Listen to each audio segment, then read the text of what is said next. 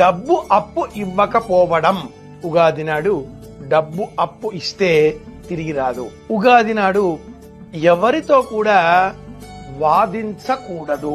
అలా వాదిస్తే సంవత్సరం అంతా వాదిస్తూనే ఉంటారు, అనవసరం. ఉగాది నాడు ఏడవకూడదు, ఏడిపించకూడదు. సంవత్సరం అంతా ఏడుస్తూనే ఉంటారు, సంవత్సరం అంతా ఇతరులను గేలి చేస్తూనే ఉంటారు, హేళన చేస్తూనే ఉంటారు. జీవితం అంతా కూడా కంగాళిగా చేసుకునే అవకాశాలు పెరుగుతాయి.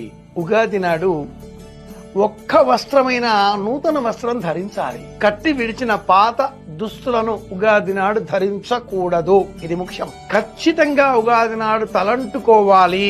కంఠస్నానం చేయకూడదు, శిరస్నానం చెయ్యాలి.